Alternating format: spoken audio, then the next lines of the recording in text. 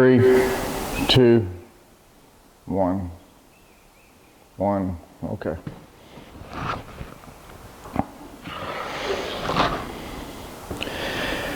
Good morning, guys.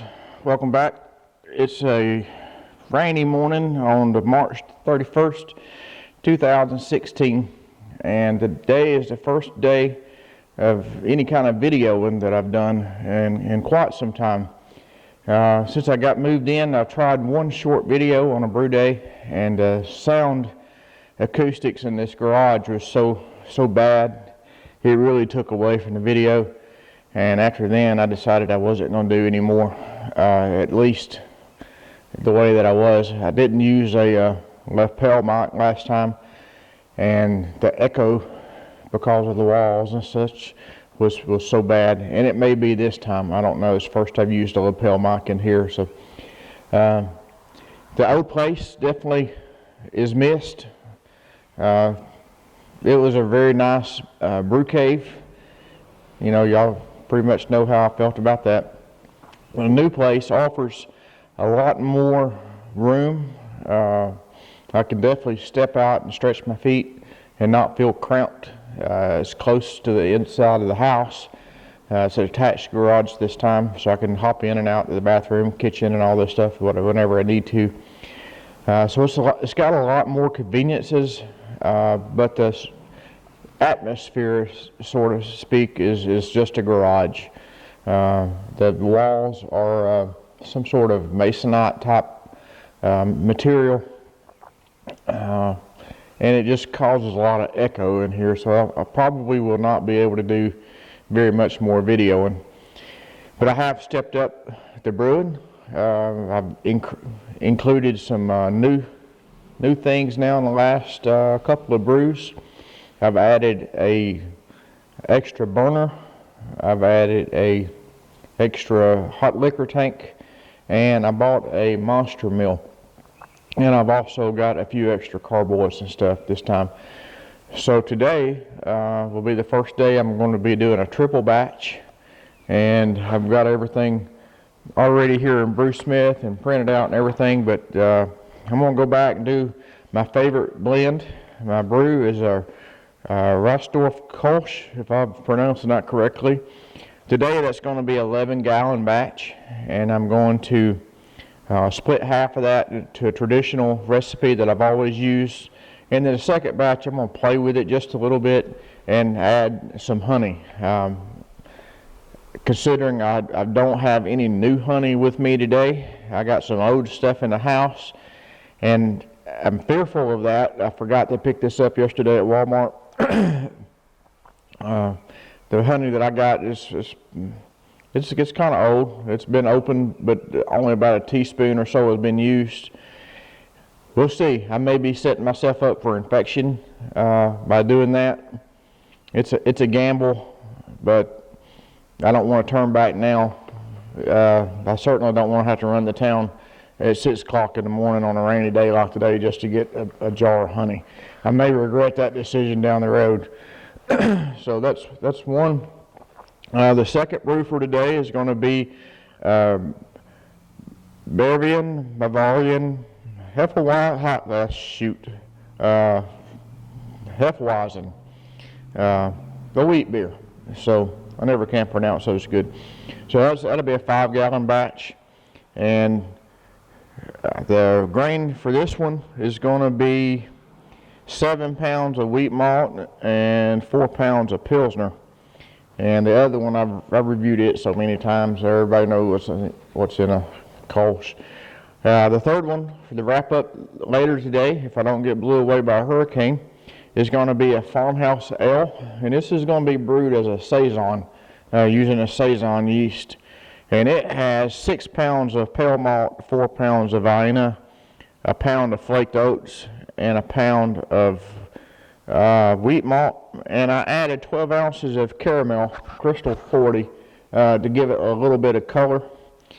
And then this got quite a few hops in it. It's got 1, 2, 3, 4 different hops. I won't go over those, but I hope this will be good. This one will be fermented upstairs in the beer room where it's a little bit warmer. And I've gotten conflicting advice on whether to let it go upstairs where it's warmer or go ahead and put it in the basement where it's cooler. So I don't know. It's going to be about 70 degrees upstairs, which is well within the yeast range. So I don't know. I'll play with that depending on how sore my back is.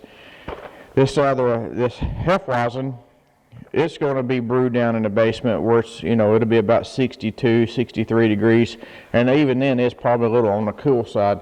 And then the 10 gallons of Kolsch, I'm hoping maybe 11 gallons, they're going in the chest freezer. So I tossed ideas back around which ones to put in the freezer where I know the temperature is controlled. I should actually put the other two in the freezer so I can control precisely their temps, but the yeast ranges are so different. I don't know what I would be accomplishing by doing that. At least with the two Kolsches, it's the same yeast, and I can set the temperature on the one setting and not worry about the other batch be jeopardized. So with that, I'll break the camera down here in just a second and give a tour of the garage. It's just a standard plain old garage. There's really no frills about it. I got a radio added. I was able to pick up a surround sound off Craigslist for $30. So that's good. I need to add a speaker or two maybe, I don't know. I did drag some old speakers out of storage that I've been storing for probably unused for 10, 15 years or so. I actually got another set in the basement. I may come up here and just go all out redneck and put them on there. And I guess that's about it. I added a couple extra shelves compared to what was in the garage last time. Just standard bookcases, nothing special. And I guess the biggest things, the additions, was the extra hot liquor tank, so I could do a true fly sparge now, and the grain mill, and the extra burner. And those three things have really opened up a lot of comfort to brewing. Whereas, 10 gallons would have been a struggle before. I can do in a good full day of brewing, I can do 3 batches. I did do it one time before, and the end of it was very unpleasant to me. I pulled my back around the second batch. I don't know where I strained my back at, but somewhere along the second batch I started getting a little soreness in my back, and as the day went on it just kept continuously getting worse and worse. And by the time I finished the third batch up, I could barely even walk, and I still had beer to haul around. I had transferred off 10 gallons into a secondary, so I had to carry those downstairs, which was absolutely brutal, and then put the other 2 in the fermenter, of course, and then moving the wort around in the pots and stuff. It really got to me, and I paid dearly for that over the next couple of weeks, especially the following week with having to work with a sore back and stuff, and it was sleeping on the sleeping pad, and it was just very, very unpleasant. So I'm going to change my process up a little bit from what I normally do. Rather than sparging off into the brew kettle, I'm going to sparge off into a 5-gallon bucket that's marked, and that way 2 things serve. I won't have to move more than a few gallons at a time, but also because it's graduated, I can see precisely how much wort I got in there without having to rely on the tape measure and all this other stuff. So that'll work. Plus this doing this 11-gallon batch, there's no way that I'm going to jeopardize another back injury by trying to move that much liquid over on top of the burner. So I think this will work well. I drilled a hole in a lid, and where I could put my drain tube in. Unlike the other place, I don't know why it's so different. Maybe the farmland, I don't know, but I didn't have that many bugs and stuff where I used to live at. Not even flies, and it it was very nice. I got to work out in the garage and not get ate up.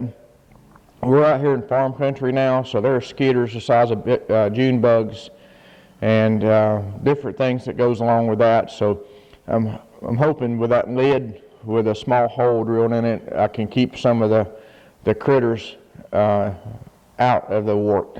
So I got 3 yeast going in the house that I just pulled out of the refrigerator and poured off the top of those, so they're coming up to temp. I got one for the coal shits on actually on the spinner, on the spin plate to break up the yeast and stuff. So I guess that's all the chatter that I can do. I haven't measured no water out last night. Normally when they do have big brew day, I'll pre-measure my water, but I just didn't. Well, yesterday was a full day and just didn't really want to fool with it. I don't have enough buckets to do everything anyway, so especially doing 5, 10, 20 gallons today. Downstairs, before I get started, having the basement's really opened up a lot of potential to bulk age my beers. So that's the kind of reason I'm going into overdrive this short period of time, really brewing way more than I should be. But I can bulk age this, and I can let it age out throughout the year.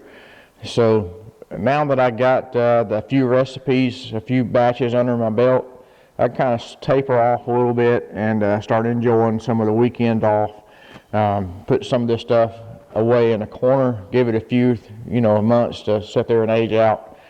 I did buy some used kegs the other day. I didn't quite get the deal that I thought I was going to get with that. Funny that I did get another crazy Craigslist deal, but I'll have to share that another day. But anyway, as far as the kegs, I got 3 used Pinlock kegs for $50. And initially when I went up there to buy them, I was anticipating only spending $35 or $40 for the keg, but the guy said since these were A grade or something like that, I don't know, since they were supposed to be in better condition, he pulled them out for himself. He was going to have to charge me $50 for them. And I was kind of in a tight at that particular time. I needed the kegs, and I was, what the hell. I went ahead and bought them.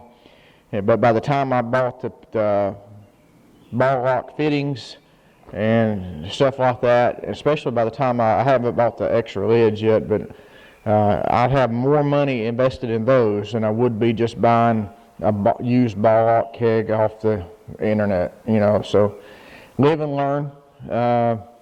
If I used pin locks, it might would have been a good deal, but everything I got is ball lock. But I got the fittings in yesterday in the mail, and I got all of them scrubbed out and cleaned out. And I could have transferred all that beer last night into those, but I don't have a convenient way to carbonate them. I don't really want to use sugar. Why, I can't tell you. Personal reasons, I suppose.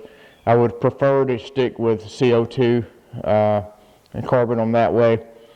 So I'm just going to let them sit in the carboys till I get a manifold and some stuff for my CO2 tanks downstairs. And it's not going to hurt nothing. I got plenty of other stuff, that I can enjoy drinking and stuff. I don't drink that much anyway, hardly at all. So it's certainly not going to hurt nothing just by letting them sit there and age a little bit.